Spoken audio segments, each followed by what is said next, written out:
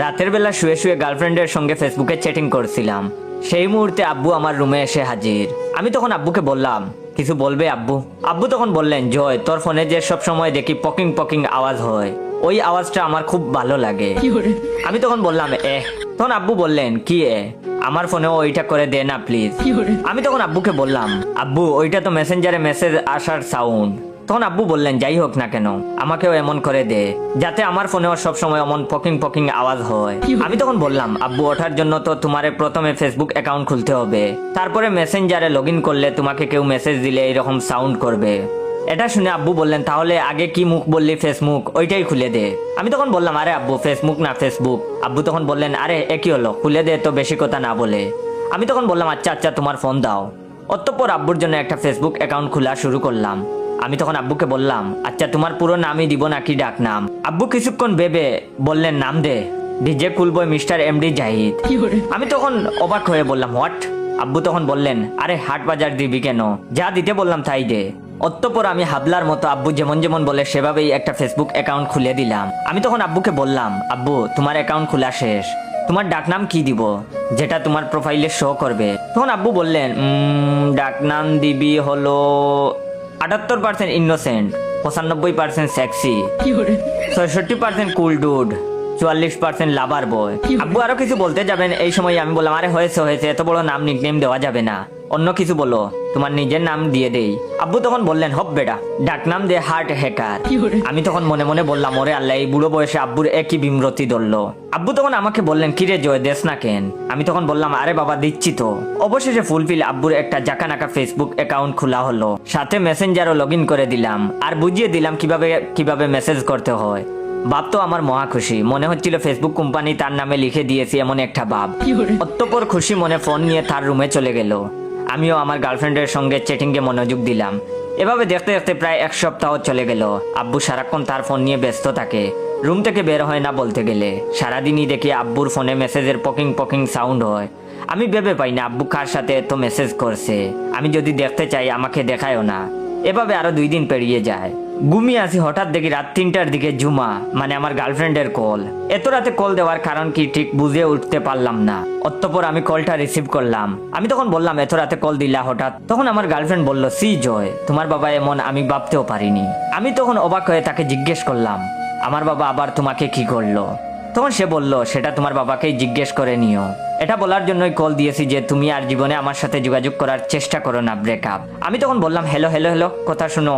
কথা কিছু না বলে এই লাইন কেটে দিল। আমি বেশ অবাক হয়ে গেলাম, আব্বু কি এমন করলো যেটার জন্য আমার গার্লফ্রেন্ড মুখের উপরে ব্রেকআপ করে দিল? সেদিন রাতে 1000 চেষ্টা করেও আর তার সাথে কোনো যোগাযোগ করতে পারলাম না।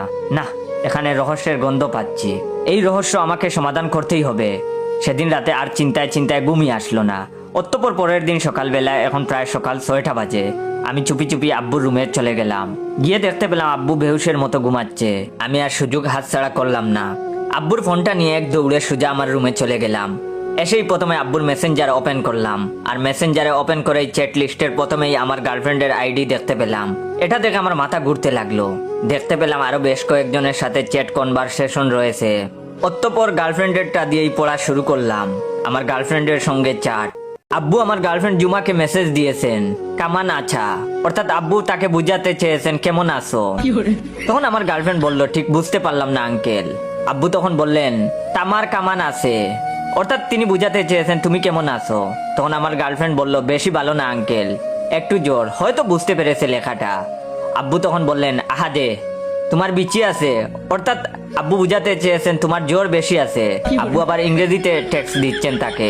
এই কথাটা আমার গার্লফ্রেন্ড আর বুঝতে পারে নাই। তখন সে বলল, সি সি আঙ্কেল, কি বলেন এগুলা? আব্বু তখন ইংরেজি অক্ষরে বললেন, বালাম তামার যার বিচি কয় ডিগ্রি, অর্থাৎ আব্বু বুঝাতে চেয়েছেন বললাম তোমার জোর বেশি কয় ডিগ্রি।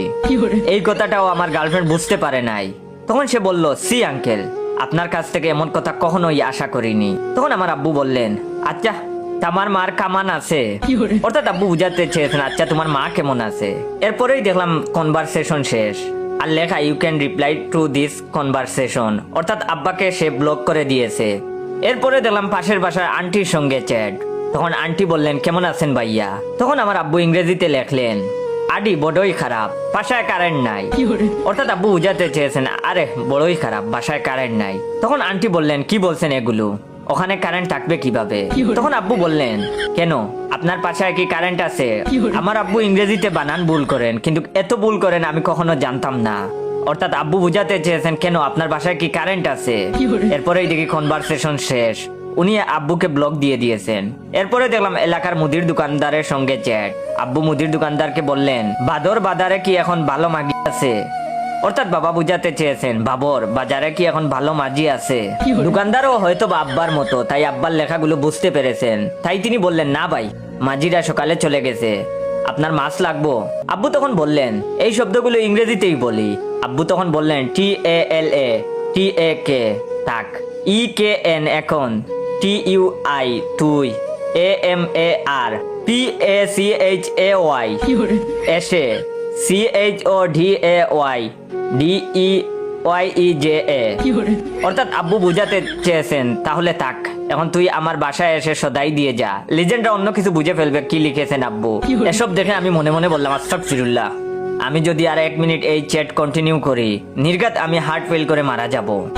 কোন পাপে আমি আব্বুরে ফেসবুক খুলে দিতে গেলাম? আল্লাহ তুমি আমারে উঠাইয়া নাও। এইসব চ্যাট যদি কোনো নবজাতক শিশু দেখে, ও নির্ঘাত বাঁচার আশা ছেড়ে দিবে। অতঃপর আর এক মুহূর্ত দেরি করলাম না, আব্বুর ফেসবুক অ্যাকাউন্ট ডিলিট মাইরা দিলাম। না থাকবো সালাদ, না থাকবো আম। পাপ করছি, বহুত বড় পাপ করছি, আব্বুর এই ফেসবুক অ্যাকাউন্ট খুইলা দিয়া।